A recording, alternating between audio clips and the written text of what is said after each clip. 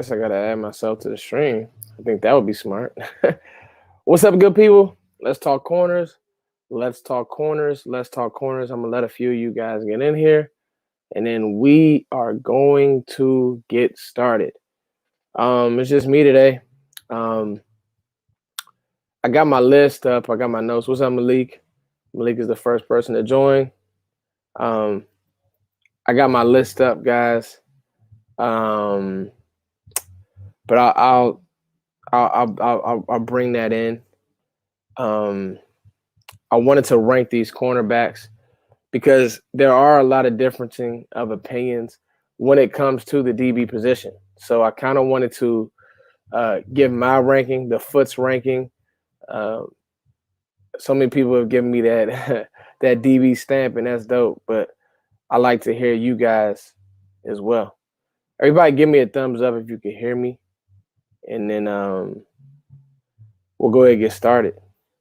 Because it won't be a long live, won't be super long. It'll just be a live to where we're just talking our talk. Okay, cool. Thumbs up, Jay Jones. What's up, Jay Jones? Shannon's in here. Alex, thanks for checking. Thanks for checking, Alex. It means a lot that you watch. If I could shout out everybody in the comments, I would, because guess what? I'm nothing without you guys, and I mean that wholeheartedly. Some news here. I guess the world has kind of stopped because of the Derek Chauvin, George Floyd case. I think justice was served. I'm not going to get into, political beliefs and all this, that, and the third. But I will say, it feels good. I think that the jury got it right. Here's the thing, just my 2 cents. I would never. It's not. All cops aren't bad. I hate that, just that ignorant thinking. You know what I'm saying? I have family and friends who are in law enforcement, but I do believe that there are criminals who are cops. And Derek Chauvin was clearly that. I think that he was just a criminal wearing a badge, wearing a suit. You know what I'm saying? And the problem is, it just happens so many times to people of color, but it's happened to people. It's just these guys have so much power that they ruin lives all across the board, and rightfully so. A criminal is going to be doing a lot of time in prison. So that's that on that. And I think he deserves it, because you put your knee on a man's neck for that long. It's brutal. It's just flat out brutal. I mean, just no remorse for life. And regardless if, he was on drugs or whatever the case may be, you can't do that. You're here to protect and serve. That's the oath you took. So anyway, let's talk corners, y'all. So I get that. Here's the deal. People are all over the board on these corners. It seems like just yesterday, Surtain was just the guy. It was like he was a guy. It was undisputed, and that was that on that. But as we got more information, as we caught up to the film, and that's one of the things that I like about the draft process. You can have guys that you're high on early. It was Surtain and Caleb Farley early, and everybody's like, "Well, hey, Foot, you need to watch Caleb Farley. He's the guy. He's the guy. He's the guy." But then I saw a player in Farley who was, so far off the ball. I did see a lot of athletic ability. The problem is, there were things that I saw in his game as far as the turn ability with his hips, being able to mirror routes, that I won't even say that is not in Farley's game. I would just say I didn't see it a lot on tape, and he didn't play last year. And you now have the injury. So that's kind of like double negatives between the two. You know what I'm saying? Like double negatives between, like, basically in grading who Farley is. And then you get to Jaycee Horn, just fiery. Some call him grabby, but I think it goes without saying, those who have been following me and been rocking with me and, all the stuff that me and Joe do, you guys kind of know how I feel about Jaycee Horn. I want that in my corner. I want a corner who is, for lack of a better word, a fighter. Like, I don't want him grabby to where he's getting in control. I mean, getting out of control.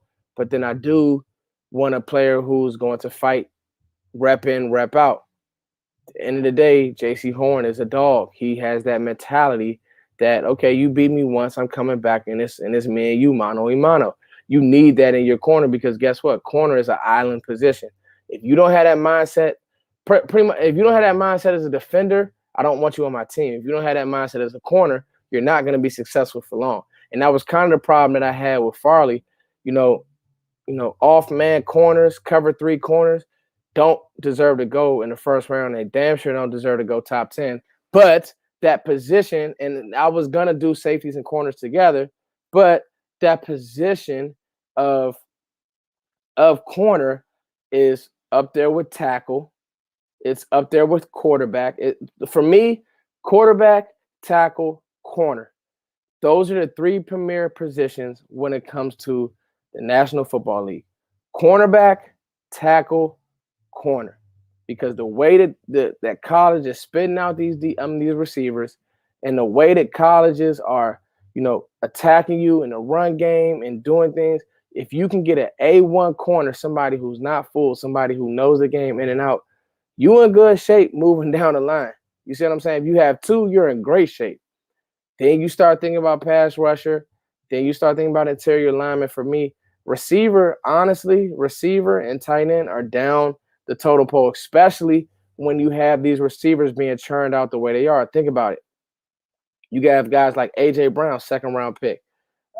You have guys like Michael Thomas, 2nd-round pick. You can get receivers later. Michael Gallup, 3rd-round pick. You can get receivers later in the draft, and they can come in and be very successful in this league. Corners, I'm not going to say it's harder, but you better, to be honest, I think that we got a gem in Trevon Diggs, like just a flat-out gem in Diggs. But, every corner isn't going to hit like that. So let me share my screen. I'm going to share my screen. Let me fix this light too, guys. I want to make sure that this light is right for this stream. Hold on, guys. I got to do my own little production here. My bad, y'all. Bang. Bang, bang, bang. All right, here we go. Let me share my screen here, fellas. Well, fellas and lady. What I want to do is share this screen here. Bada bing, bada boom. Application window, notes, share. Okay, can everybody see this? Let me know if you can see that. And that's my rankings right there. Oh, sorry, Shannon. Shannon said I'm gonna do. Can everybody see my rankings? Hopefully it's not too small. But I wanted to put it out there for you guys. And that's actually, you guys just get an inside look. I don't have all the bells and whistles on this channel. But that's kind of like, these are my rankings, and I'm gonna talk through it. And those are my best of the rest. Now, and it's cool because you guys can probably see some of my other note topics. I mean, I take notes and scout and watch these dudes all the time. This is like really what I'm into. Like I just love ball. So let's talk about let's go best of the rest up, and then we'll finish with number 1. Okay, Tre Brown. I just like Tre Brown's feistiness in the way he played. Yes, he's probably a slot guy at Oklahoma. He's one of my best of the rest. He's probably a slot guy in the league. But he has some traits that I really liked. Now Dane has him slotted a little bit lower than, he has him slotted under the Georgia corner, Elijah Molden, those guys like that. But it was just something about Tre Brown that I really, really liked. Tyson Campbell out of Georgia, Eric Stokes out of Georgia. The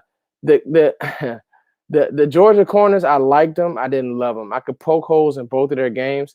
And for me, again, I liked them. I didn't love them. They both ran well. They're both bigger corners. Well, Campbell's bigger. Stokes has long arms, so that's good for him. But they're just guys that we'll see how they pan out in the league. I think they could be good. I don't have them with the high upside. Kelvin Joseph throughout the draft process had become everybody's favorite and like everybody's darling, really. And to me, I see it, but I don't have him over guys like Asante Samuel, Caleb Farley, or Greg Newsome. I don't have Kelvin Joseph as a round one player. Another thing about Kelvin Joseph, and you guys feel free to jump in. With me, with Joseph, if I have questions if he loves football, I don't want him in Dallas. That's just me. I also don't think he's a very willing tackler. And yeah, and the off-field issues, JP, absolutely. I think you're spot on. I mean, when we talk about like the thing about it is, guys, and I will say this about the draft process, and I will say this about scouts. They're paid a lot of money, or they're paid decent money for a reason. When I tell you that these guys do deep dives on these players, they legit do deep dives. There's a reason why there's stuff coming back out about Alden Smith. Some of these players just can't get right. There's a reason why Jack Rabbit never had a home in the league. As talented as he is, Jack Rabbit is floated around. And really, I thought Jack Rabbit was a first-round player. I'm talking to Janoris Jenkins coming out, but the off-field issues were just a headache. Shout out to you, DJ. Much love for the super chat. Y'all keep the super chat going. First is Kelvin Joseph lower because of the off-field issue. No, I don't actually. He's not low because of the off-field.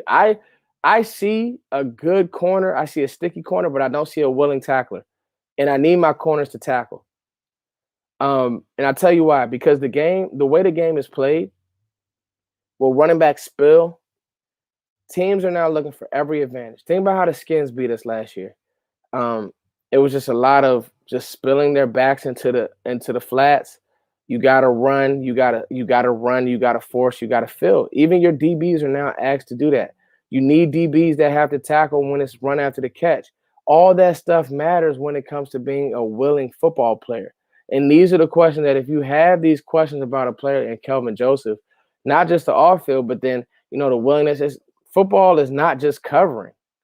You see what I'm saying? Football is not just covering. Teams will literally run you off just to dump a pass off into the flats, and will you come up and be willing to make a tackle? That's called football character. Does Kelvin Joseph have that? To me, I didn't see it enough on film.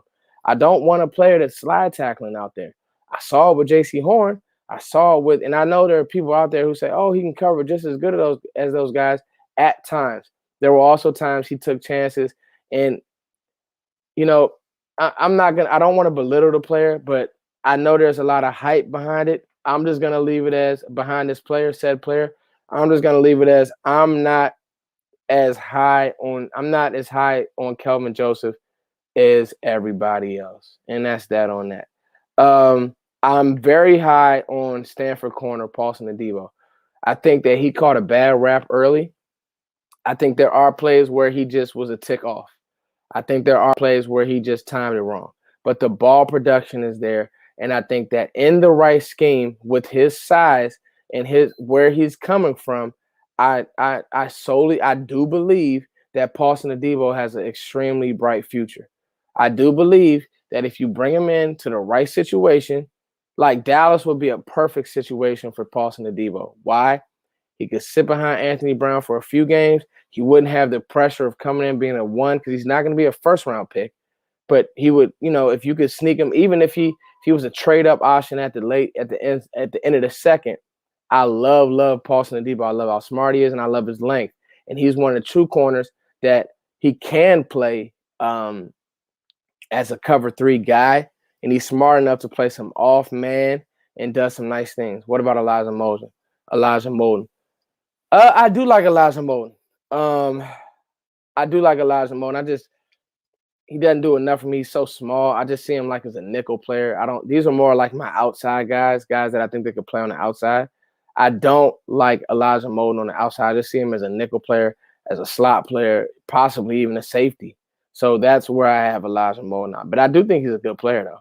All right, let's talk about 5, Caleb Farley, and then 4, Asante Samuel. Foots, why do you have Asante Samuel over Caleb Farley? I like Asante Samuel's football acumen. He reminds me so much of Jair Alexander. I like Caleb Farley as well, though. This is not me saying that Caleb Farley is going to be a bad player, but I do have concerns about him opting out, and then now he's hurt again. And whenever I hear back, that's something to me that it's worrisome. Like, I don't want to have questions about your back. Asante Samuel is a big dog. Burn. I agree. I think that Asante Samuel plays much bigger than what he is, and we have to think about the way the game is going.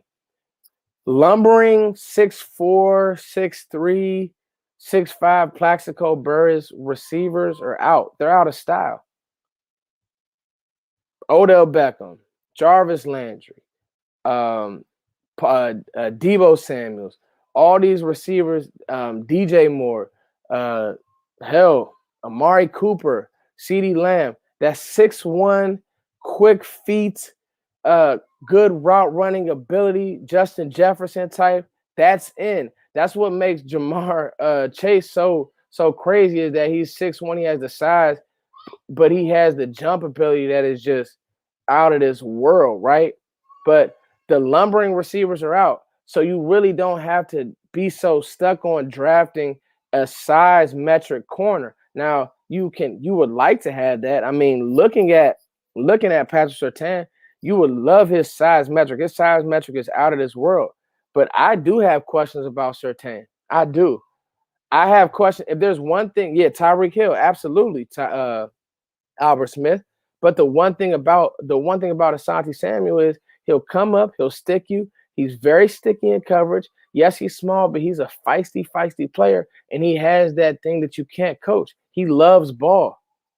So when I give him $1 million, he's going to still love ball. You see what I'm saying? Some of these guys that have all the metrics and this, that, and the third, do they really love ball? That's why I love Jaycee Horn so much. He loves ball. So anyway, that's why I have Asante Samuel over Caleb Farley. I think Caleb Farley has all the measurables to be probably the best corner in his draft. He could be corner one. I just didn't see it on film enough. That's just me personally. I didn't see him like – I would love to see him play like Derek Stingley plays. Physical, in your face, beat you up, turn, run, the whole nine. Like Derek Stingley is my favorite corner in college football by far. But Caleb Farley just didn't play like that. He just did not play like that at all. So to me, it's one of those things. It's like, you know, when I look at Farley, man, I'm just like, I saw him off too much. I'm talking about not just off and not off, man, 3-4 yards off the ball. I'm talking about he's 7 yards off the ball. Shaun Wade is not on my list. I think Shaun Wade is going to have to make. I think Malik 17 is trying to be funny. Shaun Wade is probably going to have to make that transition to safety. All right, let me wrap up here, guys. I'm gonna knock through this list. Greg Newsome. Greg Newsome helped himself more than anybody, and I think that Greg Newsome is really if he's healthy, Greg Newsome may have the highest upside in this class.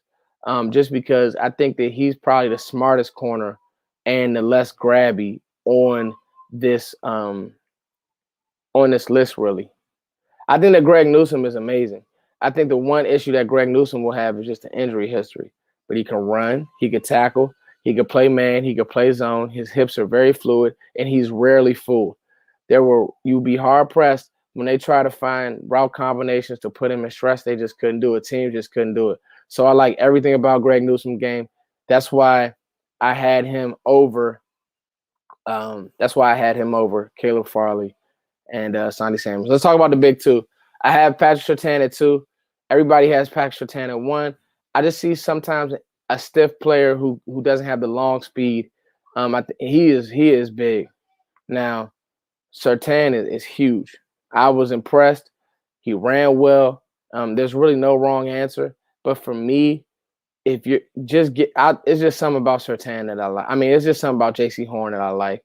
I just like the chip on the shoulder. Now, I could be completely wrong, and Surtain can come out here and be a dog. I think the one thing that Surtain does better than Horn, I think Surtain does a great job of staying square longer than Horn. I just think that Horn does a better job of being physical, and I don't like this mentality. I don't like what's being pushed that Jaycee Horn isn't a willing tackler, or he's like I didn't see that on film. I saw somebody who would come up and stick you. I don't see how you're a wild tackler if you're willing to tackle. Could he squeeze a little better? Could he bite the football a little better? Absolutely. But he's a corner willing to tackle. With Kelvin Joseph, I saw a corner that wasn't willing to tackle. That's an issue.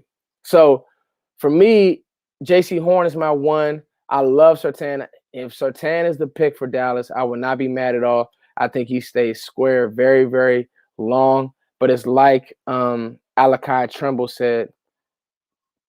Hey, Vern, I agree with you. Greg Newsome will be a star. But it's like Alakai Trimble just said, and I think he's spot on. Horn gives your defense some swagger. Horn and Diggs, you in your bag now. You in your bag on defense, and we can rock and we can roll. So those are my rankings, guys. I just kind of wanted to breeze through these and let the fans have these as well. And I want to talk about quickly. I want to talk about a trade back option. So when we think about, and I'll stop sharing here. When we think about,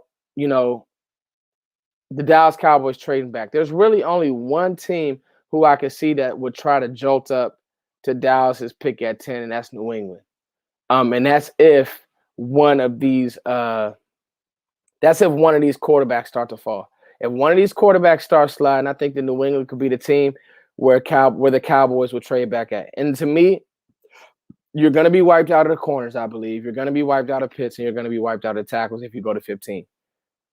The clear-cut pick for me would be Joker, and it's not even close because I'm getting 3 players in one. I'm getting a safety, I'm getting a weak side linebacker, and I'm getting a middle linebacker. It's on Dan Quinn to make him a star, though. But I would trade back for Joker. That's the player. I don't put him in my linebacker rankings. I don't put him in my safety rankings. Joker is in his own, and I'm talking about Jeremiah Owusu-Koramoah. He's in his own stratosphere. He's his own person. Joker is his own guy. He could play safety. He could play strong. That means Donovan Wilson will probably have to be your free at times. He could play safety.